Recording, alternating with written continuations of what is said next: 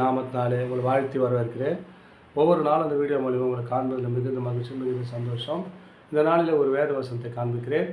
நீதிமொழிகள் 12ஆம் அதிகாரம் 22ஆம் வசனம் சொல்லப்படுகிறது.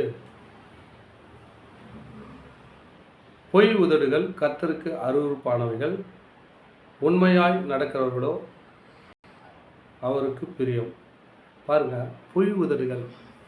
நம்ம குடும்பத்தில் அநேக பொய் பேசுவோம். அநேக காலத்துக்கு நம்ம இதெல்லாம் தப்பிச்சுக்கிறதுக்கு எதோ பாரு சொல்லுவோம்.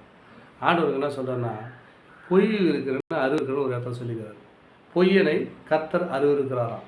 இங்கே என்ன சொன்னான்னா, பொய் உதடுகள் கர்த்தருக்கு அருவருப்பானவைகள், உண்மையாய் நடக்கிறவர்களுக்கோ அவர்களுக்கு பிரியம். அவருக்கு பிரியமா?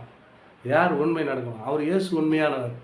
உலகத்தில் வந்தார், தன் தகப்பனுடைய பிதாவுடைய சித்தத்தை நிறைவேற்றி கரெக்டாக போனார். அதே மாதிரி பிரியமாக நம்ம யாரெல்லாம் அதை மாதிரி பின்பற்றுவோமோ, இயேசுனுடைய வழி, ஆண்டவர் 2 வார்த்தை சொல்லியிருக்கிறார், அந்த வழியில் நடக்கணும், இதுதான் என்னுடைய வழி. அப்படி நடக்கும்போது அந்த வார்த்தை பொய் சொல்லாதவருடைய பொய் உதடுகள் கர்த்தருக்கு அருவருப்பானவைகள்.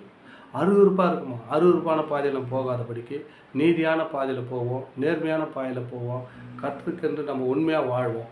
அதான் சொல்கிறார், பொய் உதடுகள் கர்த்தருக்கு அருவருப்பானவைகள், உண்மையாக நடக்கிறவர்களுக்கோ அவர்களுக்கு பிரியம். பிரியமான தாசனே, என் பிரியமான மகனே, என் பிரியமான பிள்ளையே என்று அநேக காரியத்தில் தாவீதை கூப்பிட்டுருக்காருங்க. உங்கள் வாழ்க்கையில் நம்மளை அப்படியேப்பட்ட இயேசு கூப்பிடத்தக்கதாய் நம்ம வாழ்க்கையை பிரியமாய் மாற்றி கொள்வோம். இயேசுக்கு பிரியமாய் நம்ம மாறுவோம். நம்ம வாழ்க்கையை அதிசயங்களை, அற்புதங்களை கண்டு ஆசீர்வாதத்தை வாழ்வோம். தொடர்ந்து இந்த வீடியோ பாருங்கள், சப்ஸ்கிரைப் பண்ணி பாருங்கள். அது உங்களுக்கு பிரயோஜனமாகவும் உங்களுக்கு தேவனுடைய நாமத்தை மேம்படுத்த ஏதுவாக இருக்கும். ஆமென். God plus.